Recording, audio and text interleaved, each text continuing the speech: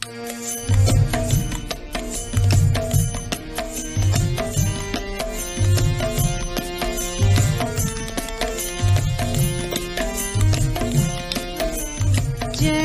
राधे Jai कृष्ण Jai Vrindavan.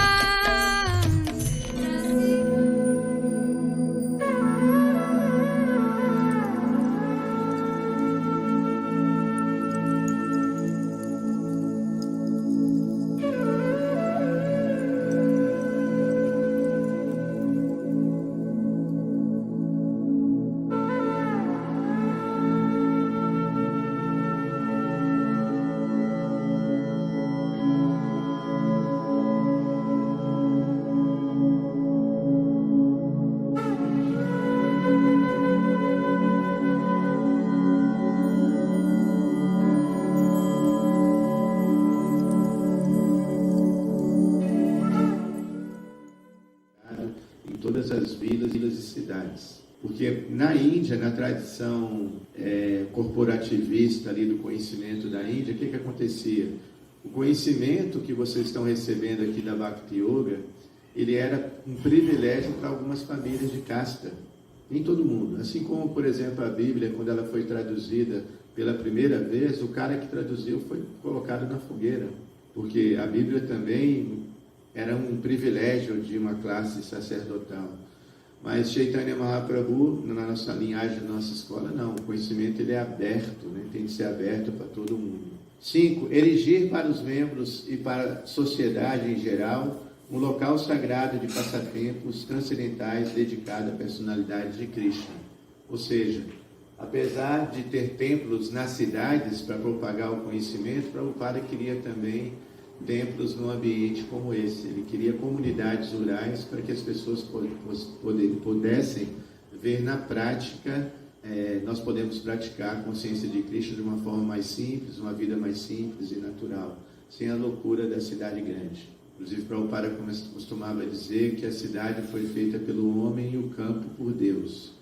Então, ele queria que nas comunidades rurais a gente pudesse ter oportunidade de uma vida mais simples, natural. Então, as comunidades rurais eram importantes também nos estatutos de Prabhupada, e manter os membros unidos com o propósito de ensinar um modo de vida mais simples e pensamento elevado.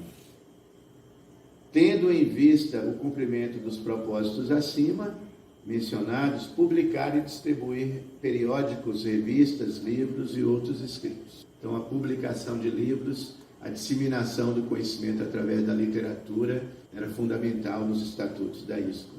Em 1971, Prabhupada formou uma comissão do corpo governamental chamado GBC. Então, esse corpo, Prabhupada, antes de sair do mundo, ele não queria que um sucessor, tá? Como um pontífice, né? Um mestre, um papa, tá? Como é o modelo aqui cristão, né? Prabhupada queria um corpo de administradores que comandasse, né, o desenvolvimento da ISKCON no mundo. Então ele dividiu o mundo em 12 partes e colocou um mestre para cada parte do mundo. Isso foi um desejo de Bhaktisiddhanta, tá? O mestre de Prabhupada, que quando Bhaktisiddhanta ele faleceu prematuramente, na biografia dele é dito isso, que ele sai deste mundo prematuramente, decepcionado com os seus discípulos. Que Bhaktisiddhanta, ele foi funcionário na sua juventude, ele sempre estudou, né, as escrituras e sempre foi ele era brahmacharya vitalício, ou seja, nunca se casou, e ele tinha uma inteligência muito sagaz, assim, ele disse que ele lia um livro e depois repetia o livro de cor. Essa inteligência chamada Shrutidara, aquela pessoa que ouve uma vez e consegue, e não esquece o que ouve, tá? Superdotado. O pai dele esperava o pai dele que era juiz, esperava que Bhaktisiddhanta continuasse a missão dele, de divulgar o Vaishnavismo, principalmente no ambiente da Índia e no Ocidente. A Índia, principalmente, que estava tendo muita influência inglesa, né? Os ingleses estavam ali há quase 400 anos, aculturando a Índia. E Prabhupada participava naquele momento do movimento de Gandhi, né? Aí o que aconteceu? Prabhupada, ele rememorando, né, o que aconteceu com Bhaktisiddhanta, porque ele teve contato pessoal, né, com Bhaktisiddhanta e via a frustração dele em relação aos seus discípulos. Porque os discípulos de Bhaktisiddhanta, quando a instituição começou a crescer, isso é um problema, a gente tem os pontos positivos da instituição, mas também tem os pontos negativos, né? O ponto negativo do crescimento de uma instituição é deixar os membros, somente a liderança, né, intoxicada com as facilidades que a instituição proporciona. Então, Bhaktisiddhanta, ele foi funcionário de um rei, por exemplo. Quando o rei ficou tão satisfeito, porque ele era astrólogo, ele dava muitas instruções até de estratégias de segurança, instruções básicas para governar ali, ele ouvia de Bhaktisiddhanta. E o rei ficou tão satisfeito que deu um palácio para Bhaktisiddhanta. E ele depois transforma esse palácio num templo. E quando ele vê que os discípulos dele estavam brigando para eu quero morar nesse quarto aqui, brigando pelos aposentos, ele fala uma frase que ficou marcante: vendam os mármores desse templo e publiquem livros. Bhaktisiddhanta foi um revolucionário porque ele começou com as primeiras impressoras de livros, né? Porque antes era difícil, não era fácil ter um livro impresso. Difícil isso. Então ele começou a implantar a tecnologia de impressão de livros. E ele estava muito antenado, frustrado, ele ficou muito frustrado com os discípulos que brigavam por causa das facilidades da instituição. Por isso, o desejo dele foi que os discípulos se organizassem com um corpo administrativo para seguir em frente. Ele não queria um sucessor, um cabeça. Porém, até uns anos atrás, tinha briga judicial de discípulos, briga na justiça, por causa de administração de templos. Tá? Discípulos dizendo que eram os verdadeiros sucessores de Bhaktisiddhanta. Prabhupada, muito esperto, vendo essa problemática, ele, antes de falecer, ele criou esse corpo. Então, a ISKCON, se vocês perguntarem quem é o chefão da ISKCON, não tem. O movimento Hare Krishna não tem um chefão, um cabeça. São várias cabeças. Porque várias cabeças pensando junto não é melhor do que uma só? E se tem uma cabeça só, se afrouxa um parafuso, ou cai um parafuso da cabeça, aí tudo vem a perder. Isso é muito comum, né? Eu me lembro da minha juventude, quando eu entrei no movimento Hare Krishna, tinha muitos movimentos espiritualistas que vieram da Índia, que no início era aqui como um cometa, né? Um brilho enorme, e depois, quando o líder tem problemas, tudo vai abaixo, né? Não é assim? Foi muita esperteza, perspicácia de Prabhupada organizar dessa maneira. Então, agora em 84, quando eu entrei no movimento Hare Krishna, na cidade de Mayapur, na Bengala Ocidental, o local de nascimento do Sr. Chaitanya, esse corpo administrativo, né, GBC, determinou que deveria haver também uma estrutura horizontal em nossa sociedade. Porque apesar de não ter uma estrutura horizontal, apesar de termos uma estrutura horizontal no âmbito global, começou a surgir estruturas administrativas verticais nos templos. Começou a se perceber abusos de autoridades nos templos. Aí o próprio GBC Internacional entra em ação, não, vamos horizontalizar as administrações dos templos também nos países, tá? Aí, além de um presidente de templo, que tinha plenos poderes, ele era obrigado a ter, a partir desse momento, conselhos, tá? Como temos aqui em Nova Gokula, tem um presidente, uma diretoria, né, organizada, registrada em cartório e tudo, mas também tem um conselho de anciãos, tá?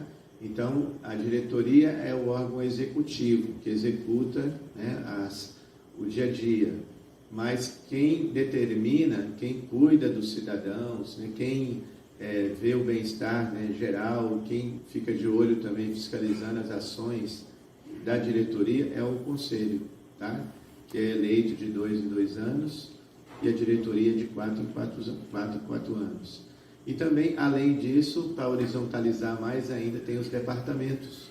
E os departamentos, eles cuidam de agricultura, arquitetura e construção, a editoração dos livros, a Bhaktivedanta, né, chamamos de BBT, aqui em Pina a gente tem, do Brasil, a editora é aqui, Bhaktivedanta Book Trust. Tem a pregação universitária, tem um departamento que cuida do padrão, né, de como falar com o universitário, né, com uma pessoa de nível superior. A deidade, né, o padrão do altar, como cuidar do padrão da liturgia do templo, não é qualquer coisa, entendeu? Então tem um padrão, todos os tempos. Isso é muito legal também, né? Porque eu vejo muitos filhos de devotos de Krishna que têm intercâmbio mundial. Como é uma grande família, tem filhos, as filhas da Ekamurti aqui mesmo, já foram para a Índia, para a França, para vários países, Estados Unidos. Eles visitam, ficam nos templos, fazem um serviço voluntário nos templos, eles têm acesso livre nos templos no mundo todo. Isso dá facilidades, né? Tem a filha ali do Rama Pashwa no Jagannatha, direto eu chego lá, ela está lá no telefone falando inglês fluentemente, com amigos que ela conheceu em várias partes do mundo. Tá? Então, para educar nossos filhos, isso é uma grande facilidade. Às vezes no mundo secular, para você ter um filho bilíngue, né? Ter um filho, fazer um intercâmbio com outro país, com uma dificuldade, né? Mas aqui o movimento Hare Krishna, como o Prabhupada fala, né? Eu quero uma casa onde o mundo todo pode morar.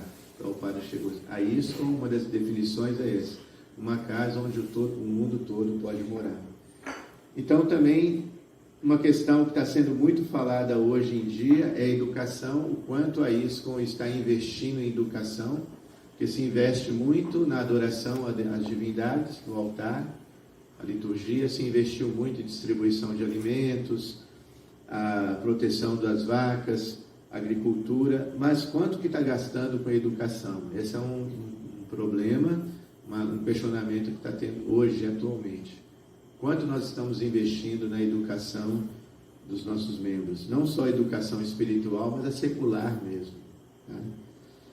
Temos também, em 84, começou a haver também a questão dos festivais, as finanças, folclore, cursos introdutórios, como estamos tendo aqui, assuntos legais, relações públicas, Sankirtana, o audiovisual, padrões, e de lá para cá foi feito essa equipe aí, tá? Essa foto foi do ano de 2014. É uma equipe que planeja, de planejamento estratégico da ISKCON, tá? Uma comissão encarregada de treinar, tá? Então tem muitos cursos. Antes da pandemia, isso já vinha acontecendo. Todo ano, de 2 em 2 anos, os presidentes dos templos do mundo todo se reúnem na Índia e ficam ali retirados, né, em 15, 30 dias, tendo vários cursos, até cursos de administração. Por exemplo, gastou-se $10 mil com curso de comunicação. Foi 3, 4 devotos que fizeram. Aí tem um departamento de comunicação mundial, fica em Washington, e esse devoto, muito educado, ele veio aqui no Brasil replicar esse curso para nós. O Jayadeva aqui da confraria, ele fez esse curso, ele fez um kit mídia, aprendeu a fazer um kit mídia, então quando tem algo a divulgar, ele já distribui o kit mídia para todos os jornais, todos os canais de televisão, né, revistas, e assim, existe antes a comunicação era meio truncada, né, com ruídos. Agora a comunicação está ficando mais equalizada. Então, esses é alguns benefícios da instituição. Quem quiser se aprofundar mais, eu tenho aqui a foto, parecem iguais, não são? São 2 irmãos, são gêmeos ele. De cima é o professor Silas, Dr. Silas. Ele fez um artigo sobre a ISKCON, um artigo que ele fez, na verdade um trabalho de doutorado dele, na PUC, em São Paulo. ele fez um trabalho sobre o movimento Hare Krishna no Brasil, tá? Está disponível na internet o trabalho dele. E embaixo é o irmão dele, agora está mais novinho aí o irmão dele, né? Essa foto é de 20 anos atrás. O irmão dele se converteu ao movimento jovem, com 18 anos de idade, e ele foi o líder da nossa editora, tá? Esse senhor, ele que é a causa da gente ter esses livros que a gente lê. Ele traduziu, antes dele sair da editora, ele conseguiu traduzir todos os livros de Prabhupada em português. Toda a coleção do Bhagavatam Purana, com 18 e 19 anos de idade. Assim o movimento Hare Krishna começa no Brasil. Essa comunidade mesmo, ela foi comprada sem nenhum tostão de um milionário. Tudo na raça dos monges, saindo na rua vendendo livros. Então está aqui, ele fala, o autor, a ISKCON no Brasil, ele fala que teve uma transformação ocidental, a ISKCON no Brasil causa uma transformação ocidental de uma religião védica e incorporação de seus traços culturais na sociedade abrangente. A ISKCON é uma das mais sólidas e enraizadas organizações religiosas orientais não vinculadas a grupos étnicos no Brasil. Faz parte do cenário urbano, não causando mais surpresa entre nós. É sempre lembrada como exemplo de novas religiões orientais no Ocidente. Eu recomendo ler o artigo dele, é muito interessante. A ISKCON chega no Brasil em 74 e até hoje permanece como a mais sólida instituição religiosa de cunho orientalista, né? Aí ele vai falar da ISKCON no contexto latino-americano, tá? Tem um filme que foi feito há pouco tempo, que chama Hare Krishna, o Mantra, o Movimento e o Swami que começou tudo. Não só do contexto brasileiro, mas no contexto mundial. Então quem quer conhecer mais sobre a ISKCON, recomendo ver esse filme, tá? O filme retrata o movimento que reflete sobre a igualdade, questiona consumismo desenfreado e propaga o combate à fome. Nossa missão, segundo essa é a fala de Prabhupada no filme, né?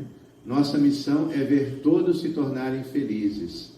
Não queremos nos ver explorando ninguém para sermos felizes. Não, nós queremos ver todos felizes, mas eles não sabem como ser felizes. A frase do Swami indiano, Srila Prabhupada, resume bem a filosofia de um dos principais fenômenos culturais do século XX. São exatamente esses preceitos de paz e amor e a história deste guru que foi um dos principais responsáveis pela disseminação do movimento no Ocidente. O tema do documentário Hare Krishna, o Mantra, o Movimento e o Swami que começou tudo, que estreou esta semana nos cinemas brasileiros. Aí o filme fala que em meio à turbulência, década de 60, ele chegou em Nova York em um navio cargueiro, sem recursos financeiros ou contatos, mas com uma vitalidade jovial e ensinamentos que aos poucos encantaram muitos hippies, mas também empresários e todo tipo de gente que procurava o outro sentido na vida.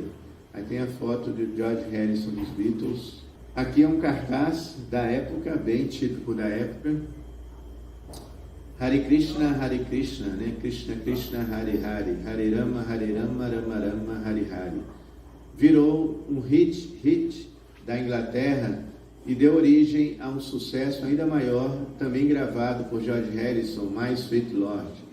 Foi o que faltava para que o movimento Hare Krishna alcançasse o mundo todo.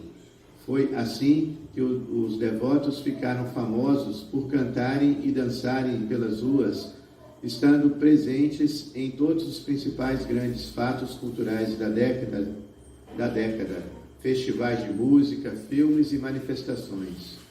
O longa relembra, inclusive, cenas de um show na Califórnia que, com o intuito de levantar fundos para o movimento, teve a participação de Janis Joplin e a banda Grateful Dead. Está aqui no cartaz. Quem abriu o show, esse show, foi o poeta Allen Ginsberg, que era o guru, né, da contracultura na época. E eu faço questão de terminar com com esse slide, porque a Jane Joplin é tudo de bom, né? Dá para nascer alguém que canta igual ela, né? Então, assim, eu termino resumidamente falando dessa primeira parte do que é a ISKCON, tá? Só para ilustrar a ideia de que nós, né, fazemos parte dessa família, né, estou conectando esse módulo aqui com o nosso primeiro módulo, tá? A epistemologia védica, o Parampará, a sucessão discipular. A ISKCON faz parte dessa linha de mestres atemporais. Queria ter mais tempo para falar também das experiências negativas, né, que tivemos, que na história a gente tem muitos exemplos, pontos negativos das instituições. E o mais importante é que nós aprendemos com os erros. Como o próprio Prabhupada falou, teve um certo momento que ele falou, vocês têm de aprender com a Igreja Católica, porque com os cristãos, porque eles estão aqui há mais de 2000 anos. Então, o Prabhupada teve essa humildade de falar isso. Teve um momento que o Prabhupada falou, para de abrir templos, agora é hora de engrossar o leite, tá? O leite está ralo, porque estava vindo muitos devotos, mas não estavam sendo bem cuidados, e isso estava contrariando os princípios da criação da instituição. Mais devotos, mais felizes. Não adianta você ter uma instituição cheia de gente, mas infeliz. Isso contrariava, né, os princípios da instituição que ele criou. E também uma instituição uma instituição espiritualista deve estar livre de abusos, né? Qualquer abuso psicológico, até desvio filosófico. Eu me lembro, eu passei uma época do início do movimento que era imaturo, e quando uma instituição está sendo criada, é natural a rajaguna, o ímpeto apaixonado dos seguidores ficarem assim proeminentes, porque precisa construir, existe um descontrole, né, nesse quesito, né? Então a instituição fica em primeiro lugar e o instituído, né, o associado, fica em segundo plano. E eu me lembro que eu tive um líder que falava assim, era um desvio filosófico, e ele falava, você chegou aqui quando um discípulo, né, queria sair para viajar, para ir conhecer outros locais, então você não pode sair daqui, porque você está aqui por causa do controle da lei do karma, e a lei do karma é controlada por Krishna. E se você contrariar essa lei do karma, qualquer lugar que você for no mundo vai dar tudo errado na tua vida. Isso. E para que você perder tempo? Você vai tudo vai começar a dar certo na sua vida quando você voltar aqui. Então tinha essas ameaças psicológicas, desvios filosóficos. Ou seja, uma instituição, ela tem os líderes, né? Que nós temos agora treinamento de líderes. E qual a diferença do líder e do chefe? O chefe, ele manda, né, com ameaças, né, com desvios filosóficos, impõe medo, mas o líder, ele inspira pelo seu próprio exemplo. Ele é a inspiração de todos, né? Então a ideia é essa, né? No momento, a ISKCON ela está revendo, né, todos os problemas que aconteceu no passado e está se organizando, né, para que tenhamos cada vez mais membros felizes, e estimulando as pessoas, né, a seguirem a consciência de Krishna do ponto onde elas estiverem, tá? Então, hoje em dia existe essa ressonância, né, em todos os tempos daí, esse respeito da individualidade de cada pessoa, de cada indivíduo. Porque essa era a premissa da Bhagavad Gita, né? Krishna fala, cumpra o seu dever. Você não precisa abandonar nada, como Prabhupada falava. Faça o que você está fazendo, apenas acrescente Krishna na sua vida. Então eu encerro aqui essa primeira parte. Hare Krishna, então vamos dar início à segunda aula do módulo 13. O tema é as pessoas no mundo material. Então no Bhagavad Gita, capítulo 16, quando chega nesse ponto do capítulo 16, Krishna vai explicar para Arjuna. Eu já falei muito das pessoas de luz, das pessoas divinas. Agora eu vou falar das pessoas sem luz, as pessoas ignorantes. Krishna fala, ó filho de Pritha, neste mundo há duas espécies de criaturas. Uma é chamada divina e a outra demoníaca. Já me detive a explicar-te as qualidades divinas. Agora ouça enquanto falo sobre as características demoníacas. A palavra demônio, etimologicamente, nós interpretamos um pouco diferente da tradição cristã, né? Demônio vem de demente, né? Sem mente, sem critérios. Geralmente é isso mesmo, uma pessoa sem luz, escura, né? Densa, obscuridade. Namam duskriti no mudá prapadjante naradama mayaya parita gyana asuram bhavam ashrita. Então tem 4 tipos de pessoas ímpias, tá? Pessoas com tendência malévola, que nunca se voltam para Deus, que nunca se voltam para Krishna.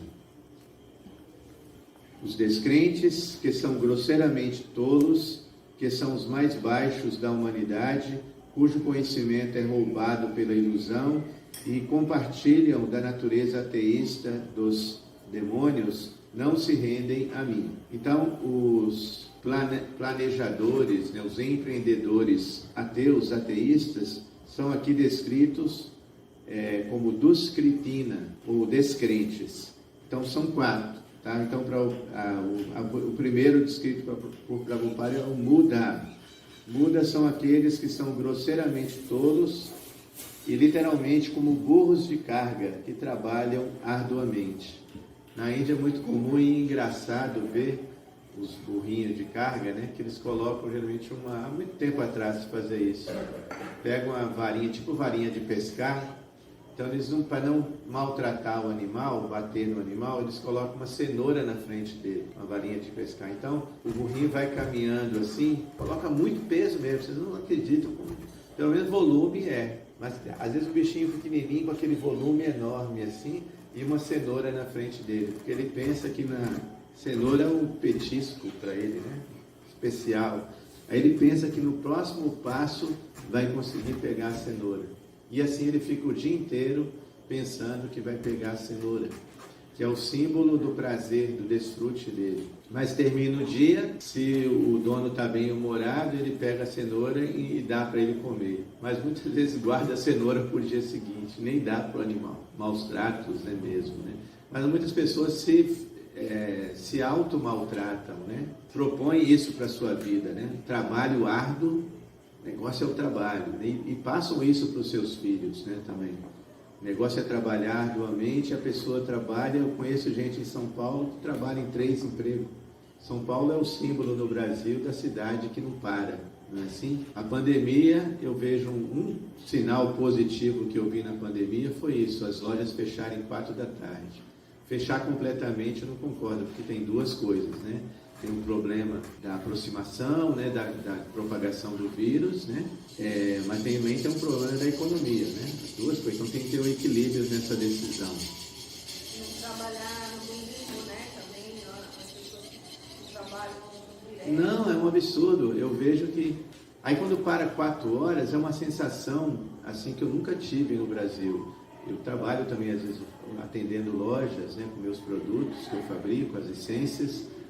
Aí eu lembro que uma vez, quando eu estava fechando 4 da tarde, era assim, tudo ficava mais calmo, tudo fechado assim, as pessoas indo para casa, tendo mais tempo para ficar com a família, para descansar mais, né, relaxar mais.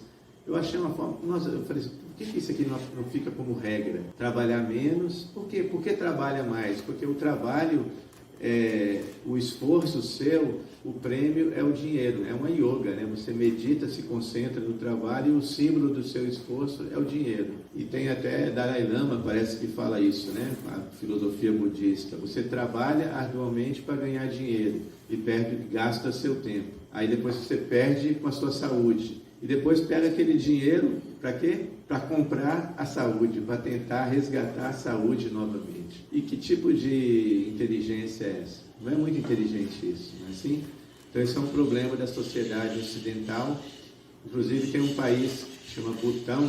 Interessante que o governo do Butão ele estabeleceu que o PIB, o Produto Interno Bruto, eles medem pelo nível de felicidade das pessoas, não pela renda econômica, né? O que estabelece aqui, né? Inclusive vai ser o tema da próxima aula. No Brasil, por exemplo, é chocante que o que estabelece o PIB alto do Brasil, Produto Interno Bruto, é a matança de vacas, a matança de animais. Imagine, que nível de PIB é esse? Não seria mais racional a gente medir o quanto os trabalhadores, porque tem que trabalhar, né? Porque no Bhagavad Gita Krishna fala, se você não trabalha, você não mantém nem o seu corpo físico.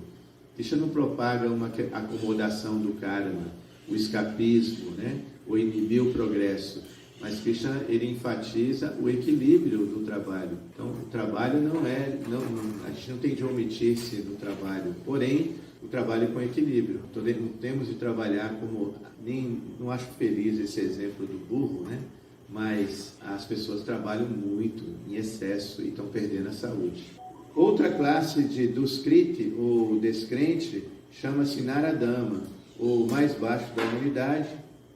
Nara significa ser humano e Adara o mais baixo. O Mayapradita-gyana, ou aquele cujo conhecimento erudito foi anulado pela influência da energia ilusória. Pessoas muito inteligentes, intelectualizadas, mas que não usam a inteligência apropriadamente. São os literatos, poetas, cientistas, mas a energia ilusória os desorienta e por isso eles desobedecem o Senhor Supremo. Têm uma vida desequilibrada, né? E também não são felizes. E o Asuram Bhavam Ajita, ou aqueles cujos princípios são demoníacos.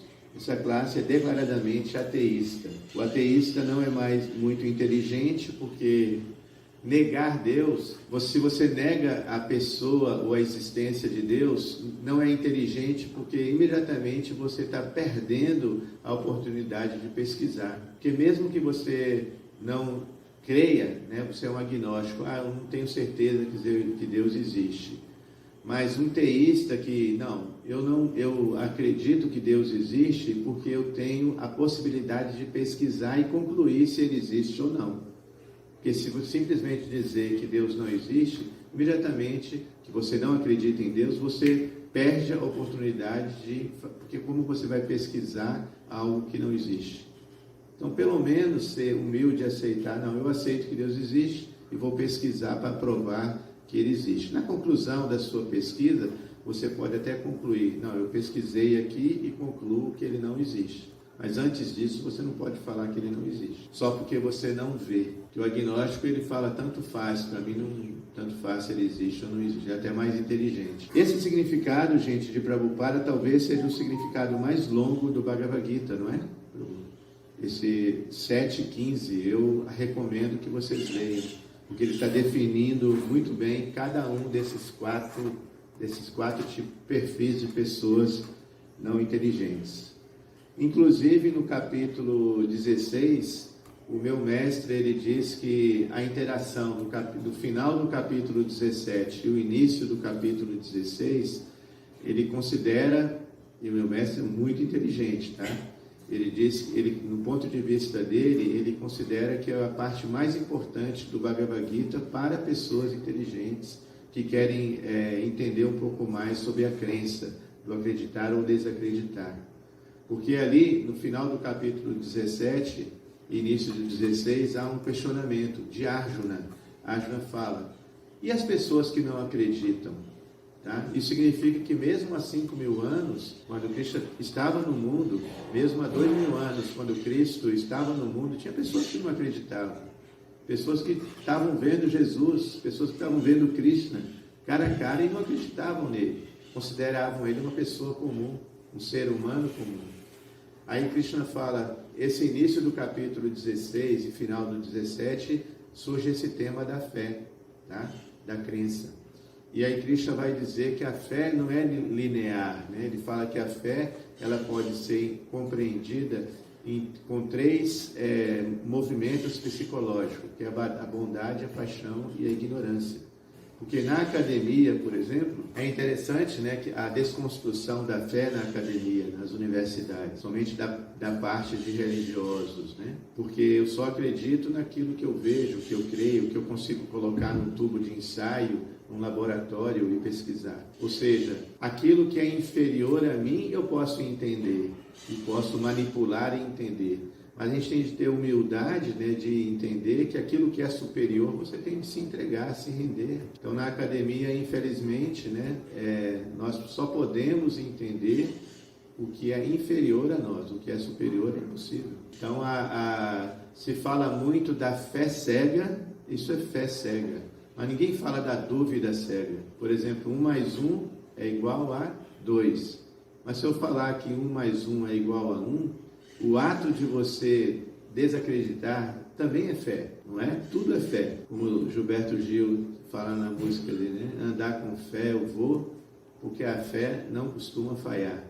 A fé é natural do ser humano. A fé em sânscrito é Shraddha. Shraddha quer dizer Shra, quer dizer coração, e dá. Quer dizer, para quem você está dando o seu coração? Em que posição o seu coração está? Então, dependendo da posição do seu coração, você pode detectar a sua fé em bondade, paixão e ignorância. Uma pessoa que acredita simplesmente sem um embasamento filosófico ou com conhecimento superior, essa fé realmente é ignorante, é uma fé cega realmente. Quando a fé é motivada, você acredita querendo algo em troca, né? Como por exemplo, uma vez nosso mestre deu exemplo de um indiano em Calcutá que era muito pobrezinho, e durante uma guerra, como está acontecendo hoje, né?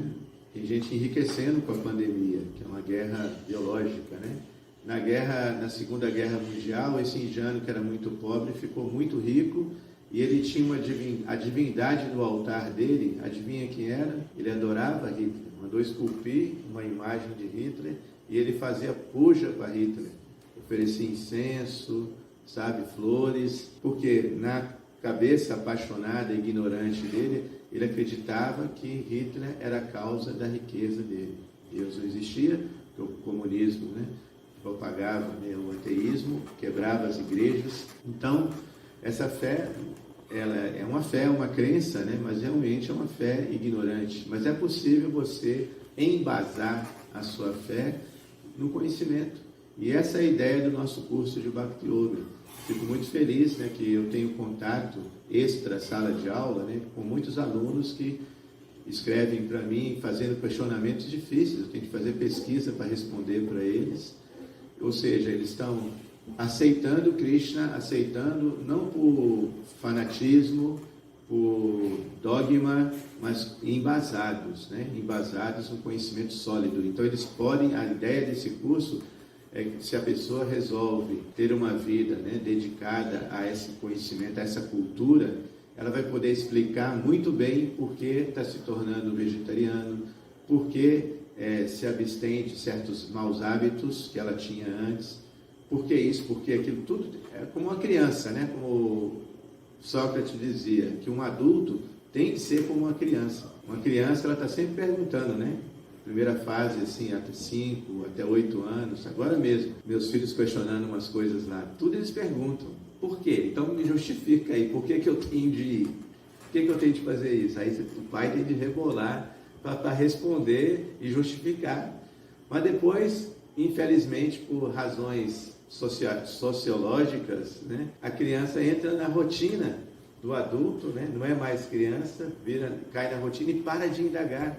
Nós paramos de questionar e levamos uma vida mecanizada, trabalhando feito louco e depois morre, gastando o dinheiro que acumulou com a saúde. Então a ideia nossa desse curso é fazer com que nossa fé seja embasada na razão e muito conhecimento. Agora tem aqui uma descrição de várias qualidades, né, aqueles que se engajam na cultura de atividades nescientes devem entrar na mais escura região da ignorância. Qual a mentalidade de uma pessoa que não crê, né? Aí fala orgulho, arrogância, presunção, ira, rispidez, ignorância. Essas são as qualidades que pertencem àquele cuja consciência, cuja natureza é demoníaca. Aqueles que são demoníacos não sabem o que se deve fazer e o que não se deve fazer. Neles não se encontram limpeza, comportamento adequado e nem a verdade. Eles dizem que este mundo é irreal, sem nenhum fundamento e sem Deus no controle, que é produzido do desejo sexual e tem como causa apenas a luxúria. Confundidos pelo falso ego, força, orgulho, luxúria e ira, os demônios passam a invejar a suprema personalidade de Deus, que está em seus próprios corpos e nos corpos dos outros, e blasfemam contra a religião verdadeira. Mas aquele que, por inveja, rejeitam e não seguem esses ensinamentos devem ser considerados desprovidos de todo conhecimento, enganados e arruinados nos seus esforços para a perfeição. Como eu disse antes, Krishna já tinha falado muito das qualidades divinas, aí ele vai lasca o pau aqui nas pessoas que não creem, tá? Aí exagera, fala assim bem forte mesmo, tá? Porque, na verdade, a palavra, como eu disse, né? Demônio vem de demente, uma pessoa que não tem sanidade, e isso a gente vê mesmo nas lideranças mundiais, nos líderes corruptos, a gente vê essa tendência demente.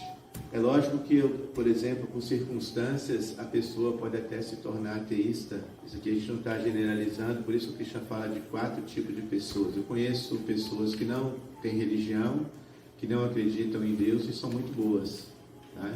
Pessoas que têm uma vida bacana. Por isso que a gente não pode generalizar, porque nós acreditamos que todo mundo está no caminho da evolução, do seu desenvolvimento. Às vezes não é a hora da pessoa se voltar para Krishna, por isso Krishna fala, não perturbem, que os sábios não perturbem as mentes dos ignorantes, que estão apegadas à matéria. Tá? Eles devem ser instruídos com seu próprio exemplo. Krishna fala assim. Nós acreditamos o fato de acreditar na reencarnação, isso é importante porque nos dá esperança para nós mesmos e para os outros. Se a vida fosse só aqui, Deus ele poderia ser considerado um juiz, né? Um ciumento, um Deus ciumento, que algumas pessoas que o aceitam, ele absorve, vai para o céu, vai para o mundo espiritual. E aqueles que ele não aceitam, ele coloca no inferno, quiçá, como ainda tem essa crença do inferno eterno. Tá? Aqui fala que os ignorantes vão para mundos inferiores. Só que ainda assim, Krishna fala, não é eterno. Existe o círculo de reencarnação kármica. Então a pessoa fica ali e depois ela tem a oportunidade de ascender, de subir novamente. Então sempre há oportunidade esse mundo é como uma escola, né? Uma escola que realmente tem um programa de educação não competitiva, uma escola que tem educação humana, mesmo voltada para valores humanos, ela dá todas as oportunidades possíveis para o aluno progredir. E adapta até o ensino, não é assim? Hoje em dia está se questionando isso, aquele conhecimento na caixinha, né? O único método de educação, que às vezes não é um método para todos os alunos, não é assim? Está se questionando muito essa pedagogia quadrada, né?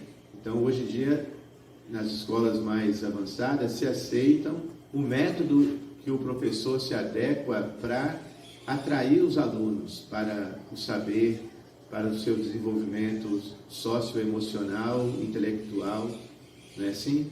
Assim mesmo, no universo, Krishna cria um sistema pelo qual todo mundo pode evoluir gradualmente, mesmo os descrentes. Porque, na verdade, existem esses 2 seres, né? O divino, o ser da luz e o ser das trevas, mas no final é uma coisa só. As trevas, por exemplo, uma lâmpada branca, se você coloca um filtro, uma cor vermelha, a luminosidade vai aparecer vermelha. Mas é só o fato de só você tirar a cor vermelha, que é rajas, a paixão, vai aparecer a luz branca novamente, não é assim? Então a função de um devoto, né, de Krishna é justamente essa, né? Todos aqueles propósitos da ISKCON, de divulgar o conhecimento, porque o conhecimento ele é luz, tá? O conhecimento dá a luz. E a perspicácia nossa é saber quem está preparado para a luz. Tem gente que a luz ofusca naquele momento. Você tem que pôr uma luz fraquinha, aí você vai aumentando a luz gradualmente. Então temos de respeitar o nível de evolução ou de desenvolvimento de cada ser. Agora tem 4 tipos de pessoas piedosas, isso vai enfatizar o que eu estou falando, que se aproximam de Krishna. Chaturvida Bhajanteman, Jana Sukritino Juna, Arto Jigyasu Artarti Gyanicha Bharatashava. 4 tipos de pessoas que não se aproximam, eu li, né, anteriormente, agora tem 4 que se voltam para a espiritualidade. O primeiro é o aflito, né? Aquela pessoa que está passando por muitos problemas materiais. Como é muito comum nos momentos de dificuldade a pessoa se voltar para Deus. Quando está tudo bem, ninguém quer saber de Deus, né? Mas quando tem problema, todo mundo se volta para a espiritualidade. É muito melhor do que ela, por exemplo, a pessoa está passando por problemas econômicos, que é aquele que deseja riquezas, o próximo, tá? Não é melhor ela rezar para Deus para mitigar suas dificuldades do que ela sair roubando por aí? Não é? Então, essa segunda, apesar de ser um desejo material, a busca de riquezas e a aflição, isso também é considerado um fator de piedade. Tá bom? Mas vai evoluindo. Ó. Superior àquele que está aflito e superior àquele que está buscando riqueza é o curioso. Aquele que vai, como tem muita gente aqui no curso, né, que está aqui por curiosidade só, não quer se tornar um Hare Krishna. Está aqui por curiosidade, em busca de conhecimento, autoconhecimento. Isso é importante, isso é considerado piedade também. E o inquisitivo, o que busca conhecer o absoluto, esse é superior, aquele que está em busca do autoconhecimento, porque ele é mais, como fala, descompromissado, tá? A busca é mais pura. O que está curioso ainda tem mácula, né? Como tem o ditado, de curiosidade o gato morreu, curiosidade matou o gato. E, por fim, a atitude mais assim favorável é explicada por Rupa Goswami, Aniyabhilashita Shunyam, Jnana Karmadhyana Vritam, Anukulyena Krishnanu, Shilanam Bhakti Uttama. A Bhakti Yoga que nós propomos nesse curso, Uttama, superior, é aquela que tem atitude favorável, tá? Sem desejo de lucro ou ganho material, alcançado através de atividades fruitivas ou especulação filosófica, que se deve prestar serviço transcendental amoroso ao Supremo Senhor Krishna. Isso se chama serviço devocional puro, ou Bhakti pura. Tá? Então a ideia é que mesmo os piedosos, aquele que está em busca de mitigar a aflição, o aflito que está frustrado, Prabhupada, quando ele chega na década de 60, ele percebe que os hippies fizeram filhos de famílias abastadas, famílias aristocráticas, educadas, mas eles ficavam pelas ruas se drogando porque estavam frustrados com a vida materialista. E Prabhupada fala, esses hippies têm uma boa qualificação, porque eles estão frustrados com a vida materialista. Então eles protestavam contra a guerra do Vietnã, contra o consumismo exacerbado. Então a frustração nesse sentido era uma boa qualificação também. Como eu disse, enquanto a pessoa fica acomodada com as facilidades que a vida material proporciona, ela nunca indaga, nunca questiona sobre a sua própria existência ou sobre verdades superiores. Eu encerro aqui para dar a palavra ao nosso amigo Gaura Dayanatha, se vocês tiverem uma pergunta.